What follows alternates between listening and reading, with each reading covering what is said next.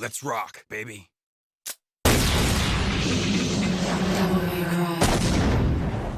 Devil May Cry. Sabe, já fazem uns bons anos que eu tô de olho nessa franquia, mas por algum motivo eu nunca realmente fui atrás de jogar os jogos dela. Eu tenho um grande apreço pela forma que a Capcom faz jogos. Meu primeiro contato com uma franquia deles foi através da série Mega Man, na qual eu sou muito fã. E depois disso eu fui atrás de conhecer a série Resident Evil. E nisso eu acabei percebendo um certo padrão na forma deles de fazer jogos. Eu sinto que a Capcom prioriza muito mais o gameplay nos seus jogos. Como se o game design fosse o ponto principal. E todos os outros fatores estão lá pra dar destaque a ele, sabe? Por conta disso, eu acabei desenvolvendo um certo interesse pelos jogos deles. E após jogar Mega Man e Resident Evil, eu decidi que a próxima série deles que eu iria jogar seria Devil May Cry. E por quê? Eu não faço a menor ideia. Eu nunca tive muito contato com o gênero hack and slash. O máximo de familiaridade que eu tinha era, sei lá, jogar as fases do Hedgehog em Sonic Unleashed quando eu era criança e assistir meu pai jogando God of War. E teve uma vez que eu fui na casa do meu amigo e joguei Metal Gear Rising. Mas no máximo é isso. E talvez seja por isso mesmo, eu acho que eu queria expandir o meu repertório gamer. E eu acabei me jogando de cabeça nesse gênero que eu não tinha familiaridade alguma. Após ver o trailer de anúncio do anime de Devil May Cry da Netflix, eu acabei intensificando esse meu interesse pela franquia e numa promoção eu simplesmente comprei todos os 5 jogos logo de cara. Sim, 5 jogos. Eu não joguei o reboot e eu não sei quando eu vou jogar o reboot. E agora que eu já joguei todos eles, eu tô a fim de falar a respeito porque eu adorei essa série. Muito mais do que eu pensei que gostaria, e eu simplesmente tenho muito a verbalizar sobre. E de quebra eu já ponho em prática um sonho antigo meu que é produzir vídeos roteirizados. E inclusive, um adendo. Eu não tenho como gravar minhas próprias gameplays, então todas as footages presentes nesse vídeo são retiradas de canais diversos e eu deixarei os créditos ao lado por questão de reconhecimento. Dito isso, vamos direto ao ponto e falar sobre o jogo que começou tudo. Vamos falar sobre a experiência de Devil May Cry 1.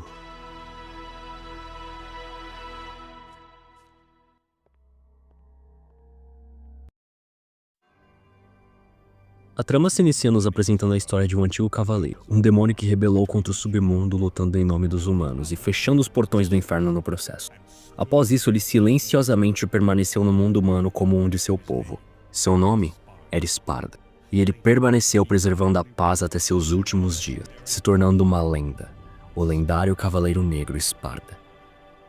Cortamos para o futuro, onde vemos um rapaz dono de uma pequena agência, que pelo visual do local podemos ver que ele tem um estilo de vida alternativo, por assim dizer. Após lamentar sobre o estado do seu negócio, uma mulher misteriosa simplesmente arromba a porta do rapaz, que não demonstra qualquer tipo de preocupação e simplesmente começa a puxar assunto com ela. A moça se demonstra interessada nos trabalhos que ele pode servir, já tendo conhecimento do que ele faz e do seu passado, nos revelando que há 20 anos atrás ele havia perdido sua mãe e seu irmão para os demônios. Perda a qual nunca superou, e desde então dedicou o resto de sua vida à carreira de caçador de demônios, na intenção de encontrar um culpado e vingar sua família. Seu nome é Dante, filho de Sparda e Eva, meio humano e meio demônio. A mulher então se apresenta como Trish e faz uma proposta a Dante. A chance de pôr um fim ao submundo, pois Mandas, o rei demônio, antigamente derrotado por Sparda, havia ressuscitado e planejava abrir um portal para o inferno em Malay Island.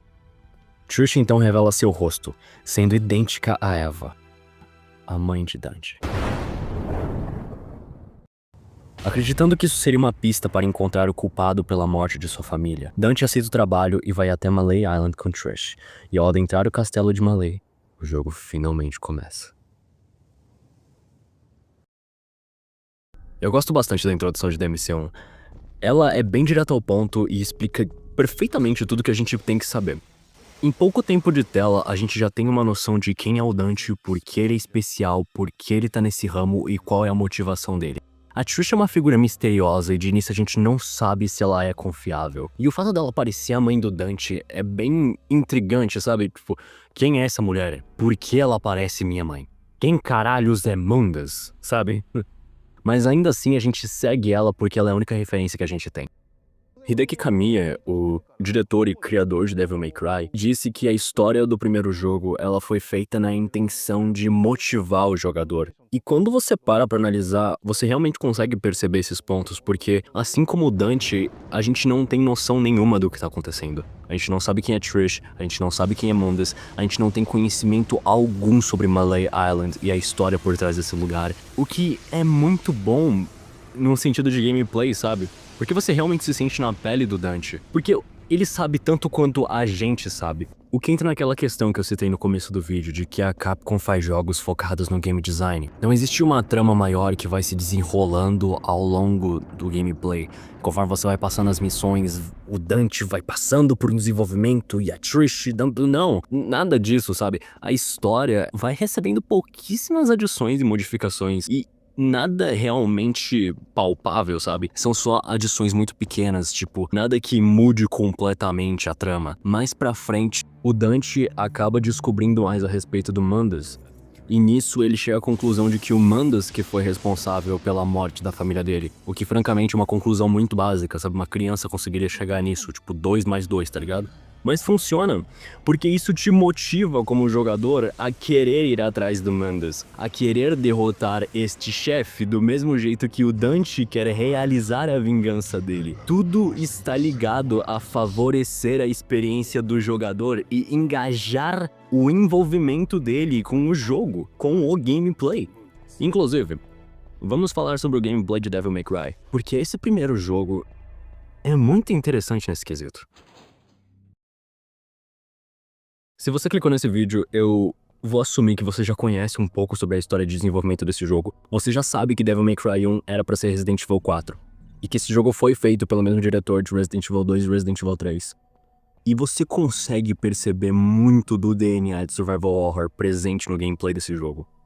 Os 3 pilares do gameplay de Devil May Cry 1 são a exploração, os puzzles e o combate. E isso é muito perceptível logo na primeira missão do jogo. Seu primeiro papel ao entrar nesse castelo é explorar o hall principal e coletar Red Orbs, que servem como uma moeda do jogo, para abrir uma porta em específico. Porta essa que vai te levar a uma sala com várias escadas. Você sobe até o último andar, pega uma chave que está na mão de um boneco de ventríloco, boneco esse que cria vida e te ataca após você pegar a chave. Então você entra numa sessão de combate onde você luta com vários desses bonecos, você volta pro hall principal e usa essa chave para abrir uma porta que antes estava bloqueada. Lá você vai enfrentar vários desses outros bonecos de ventríloco para destravar mais uma porta, e enfim, a missão termina.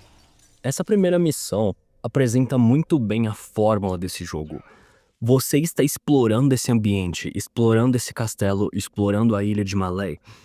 E para isso, você tem que cumprir um objetivo que te leva a cumprir outro objetivo que te leva a cumprir mais um objetivo. E entre esses objetivos, você tem várias sessões de combate que te levam a enfrentar esses demônios que estão espalhados pela ilha. Exatamente como num survival horror, como um Resident Evil da vida. Você encontraria um cofre que tá bloqueado e para abrir esse cofre você tem que ir até uma sala. Só que para abrir essa sala você precisa de uma chave. Então você vai lá na puta que pariu e pega a chave.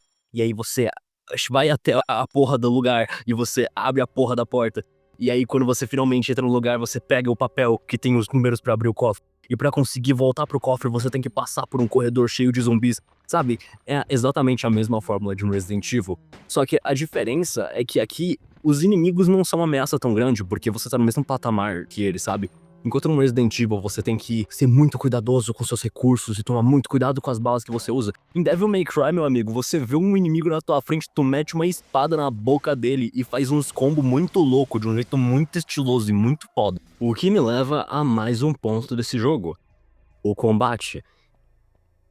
Cara, vou ser bem sincero, o combate de DMC1 é meio bosta. Tipo, ele não é ruim, tá ligado? Quando você compara com jogos que vieram depois, ele é muito travado, muito lento, muito limitado. Dito isso, ele ainda consegue ser divertido. Você só tem que ter uma noção de que o combate desse jogo não é o tipo de combate que você esperaria de um Devil May Cry. O Dante tem pouquíssimos movimentos com a espada, pouquíssima mobilidade, mas uma variedade muito grande de armas, cada uma tendo um approach diferente pro combate. Com a Alastor você pode dar movimentos mais rápidos, com a Ifrit você dá movimentos mais lentos, porém muito mais fortes. E com as armas de fogo, Nossa, uma variação ainda maior. Com a Ebony Ivone você pode dar tiros muito mais rápidos, porém bem fraquinhos. Com a Shotgun você pode dar tiros muito mais certeiros e muito mais fortes, porém numa frequência muito menor do que com a Ebony Ivone. E por aí vai. As armas de Devil May Cry 1 seguem esse padrão. Você ganha um pouco ao mesmo tempo que perde em certos pontos. Porém, nenhuma delas realmente tem um moveset muito extenso. São armas muito simples, muito fáceis de se usar. Dito isso, o jogo acaba incentivando muito a variação. Você dificilmente vai se ver preso a uma ou duas armas nesse jogo, pois cada uma tem um approach diferente pro combate, e os inimigos são muito variados,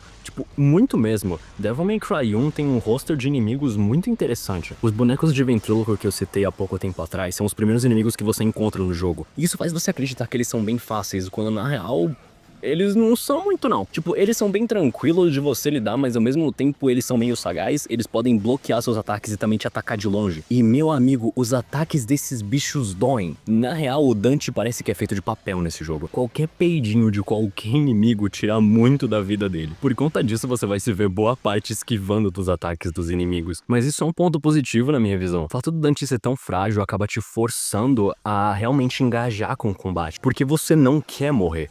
Consequentemente, você vai se ver experimentando com armas para tentar achar umas que sejam mais efetivas com tais inimigos. Você vai querer esquivar dos ataques na hora certa, querer atacar na hora certa, querer defender na hora certa. E consequentemente o combate acaba se tornando muito mais interessante por conta disso. O que me faz pensar que de fato o combate de DMC1 não é ruim. A questão é que, pelo moveset do Dante ser muito limitado, você não vai ter muita variação nos seus movimentos. Você pode sim trocar de arma, você pode esquivar bastante, você pode variar nos seus ataques, mas essencialmente você vai ficar só repetindo os mesmos movimentos, porque não tem muitas habilidades, não tem muito espaço pra você fazer sua expressão pessoal, saca? Isso foi um fator que melhorou muito na franquia daqui pra frente. E nesse quesito, Devil May Cry é uma série que realmente se destaca. Você realmente consegue se expressar pela forma que você luta nos jogos posteriores. Mas em DMC1, isso não é tão presente. O que não torna o combate desse jogo ruim, porque como eu disse, ele é interessante. A fragilidade do Dante e a variedade nas armas realmente te fazem engajar com os seus inimigos. Mas a limitação na mobilidade realmente acaba custando bastante esse jogo. E quando você para pra perceber, as batalhas mais divertidas dele são justamente as mais simples, como as lutas contra o Nelo Angelo. São batalhas difíceis, que realmente exigem muito do jogador, mas são muito simples, sabe? Você só tá lutando de espada contra um cavaleiro. É um bagulho muito básico, mas ainda assim é divertido, porque a movimentação desse jogo é básica, então funciona. No final das contas, o combate de DMC1 não é ruim, ele só é muito limitado, e isso acaba sendo muito mais por uma questão da época que ele foi feito. É injusto comparar esse jogo com seus posteriores? Sim. Honestamente, sim. Mas Devil May Cry é uma série que se consolidou muito por ter essa fama de um combate variado, onde você pode realmente se expressar na forma que você mete a porrada nos seus inimigos. E quando você vai jogar Devil May Cry 1 e você não tem isso, é meio... Mas sabe o que não é decepcionante? Os visuais desse jogo, a direção de arte. Você deve ter percebido durante as footages desse vídeo que Devil May Cry 1 tem uma atmosfera muito forte. E esse é um dos principais fatores que destacam ele dos próximos jogos, na minha opinião. Enquanto os jogos de Resident Evil têm um terror mais moderno e urbano, um apocalipse zumbi numa cidade, sabe? Devil May Cry 1 foca em fazer um terror mais gótico e clássico. Você está explorando um castelo abandonado, enquanto passa por lugares como um navio pirata, um antigo coliseu, e enfrenta criaturas como bonecos de ventríloco, saca? Isso é algo que é muito característico do primeiro jogo e foi se perdendo ao longo da franquia. E por conta disso, Devil May Cry 1 se torna um jogo muito especial, porque esse foi um fator que me prendeu muito a primeira vez que eu joguei esse jogo. Eu lembro até hoje, quando eu tava explorando o castelo de Malay e eu vi essa música macabra.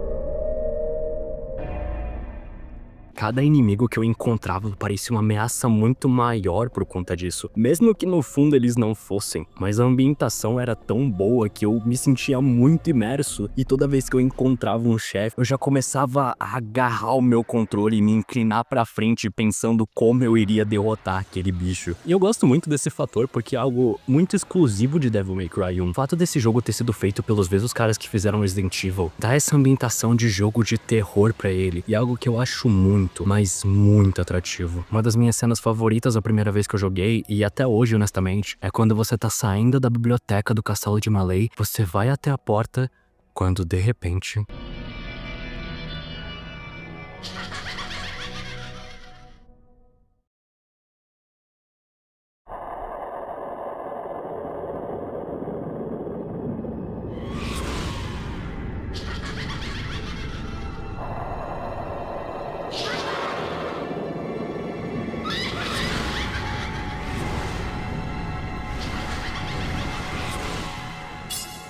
Eu lembro quando eu vi essa cena pela primeira vez. Nossa, eu me apaixonei tanto por esse jogo. Eu juro, eu não sei porquê, mas eu adoro essa ambientação de terror gótico que DMC1 tem. Eu acho muito legal, cara. É algo que genuinamente torna esse jogo muito mais divertido pra mim do que os próximos jogos da franquia. Não que eles sejam ruins por não terem isso, mas eu gosto bastante dessa ambientação mais séria e pesada que o primeiro jogo tem. Depois que Devil May Cry perdeu isso e acabou se tornando uma série mais tranquila e despreocupada, eu acabei me desprendendo mais do que estava sendo apresentado pra mim, entende? Não que eu ache essa nova direção questionável de forma alguma, até porque, convenhamos, o Dante é tão OP que é muito difícil qualquer inimigo ser uma ameaça pra ele. Dito isso, tem algo muito especial nessa ambientação de Devil May Cry 1. O primeiro chefe do jogo, o Phantom, representa isso muito bem. Ele é uma aranha que simplesmente surge do nada. Ele simplesmente cai do telhado quando você tá pegando um item. E tipo, normal, você vai lá, enfrenta ele, ele vai embora e acabou. Você sai da sala e termina a missão. Porém, ao começar a próxima missão, isso aqui acontece.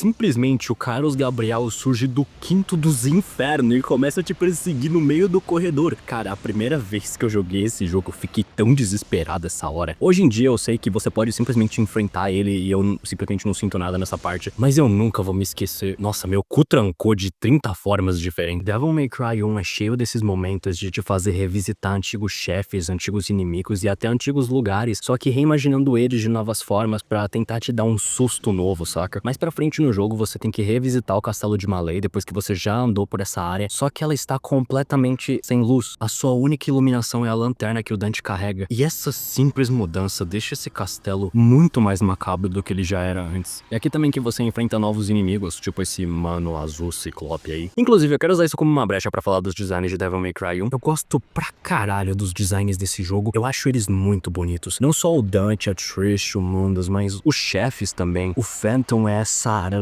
de pedra e lava. O Griffon, nossa, o Griffon, eu acho ele muito lindo. Ele é um pássaro gigante com 3 ou 4 cabeças, eu não lembro quantas cabeças ele tem, mas eu adoro o design dele, cara. É algo tão diferente, tão grotesco, tão monstruoso. O Nello Angelo tem essa armadura com capa, toda agressiva, cheia de pontas e chifres de bode, com o rosto que permanece estático o tempo inteiro. O Mandas, cara, ele tem um design muito diferente, algo que eu genuinamente nunca esperaria de um chefe final, de um rei demônio, sabe? Ao longo do jogo inteiro você sempre ouve sobre o Mandas, sobre o rei demônio, sobre essa grande influência que ele é sobre o inferno. Você espera que ele se pareça com a caricatura de um demônio básico, sabe? Os chifres, os caralho a 4. Mas não, ele é uma estátua grega gigante, barbuda e com asas de anjo. E eu acho isso muito foda. Também tem o design do Dante e da Trish, que são bem distintos do resto que você encontra pelo jogo. A Trish, principalmente, ela não bate muito com essa estética gótica de DMC1, mas eu gosto bastante justamente porque torna ela mais distinta, torna ela mais única e faz com que ela seja uma figura muito mais memorável por conta disso. Mesma coisa pro Dante, ele tem um design muito marcante.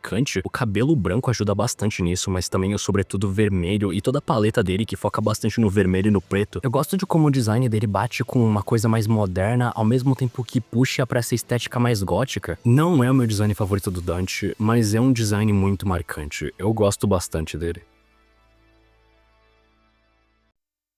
gostoso. By the way, eu só queria dizer que o inferno nesse jogo tem um design muito legal. O inferno em Devil May Cry nunca foi muito consistente na forma que ele é apresentado, e isso é um fator que eu gosto bastante na franquia. E eu gosto muito de como ele é abordado aqui em DMC1. O inferno desse jogo parece o interior de um ser vivo. As paredes parecem que são feitas de carne, e tem uma sala que você entra no jogo que você vê um órgão pulsando com várias veias ligadas a ele. Eu acho isso muito foda. Eu aprecio muito essa visão que os desenvolvedores desse jogo tiveram para o design do inferno. Isso é muito perceptível na espada do pai do Dante, a Devil's Sword Sparda. Eu adoro o design dela, ela também segue essa vibe de algo que parece que é um ser vivo. É uma espada feita de carne e ossos, e é um dos designs mais criativos que eu já vi para uma espada. Devil May Cry é uma série artisticamente muito expressiva, e apesar dessa ambientação mais tensa e macabra ter se perdido ao longo da franquia, a arte é algo que nunca foi embora. Todos os jogos de Devil May Cry são muito fortes nesse quesito, e é um fator que me atrai muito a essa franquia. Todo jogo, pra mim, é lindo de sua própria maneira. Dito isso, o DMC continua sendo um dos meus preferidos nesse quesito, porque depois a série Devil May Cry se tornou uma franquia e teve novos jogos desenvolvidos por outro cabeça. Também teve o reboot e agora o anime da Netflix. E nesse processo de expansão, eu sinto que a visão original de Devil May Cry se perdeu e acabou se tornando outra coisa. Não que isso seja algo ruim, porque honestamente é natural, acontece com toda obra que vira uma grande franquia. Mas é justamente isso que me torna apegado a Devil May Cry 1, porque ele é muito mais do que só um produto que foi feito para ser uma nova adição à franquia. Devil May Cry 1 é genuinamente um projeto de paixão, um jogo que foi feito por várias pessoas que estavam realmente engajadas com o que elas estavam fazendo e não conseguiam parar de ter novas ideias do quão envolvidas elas estavam com o próprio projeto, num ponto que o jogo deixou de ser Resident Evil e se tornou sua própria coisa. E isso pra mim é muito valioso. DMC1 é muito mais do que só um jogo. É uma obra de arte. Eu amo esse jogo. Eu amei ele a primeira vez que eu joguei. Sempre que eu rejogo, eu amo cada vez mais. Eu só tenho uma última pergunta. Por que o Dante é pardo?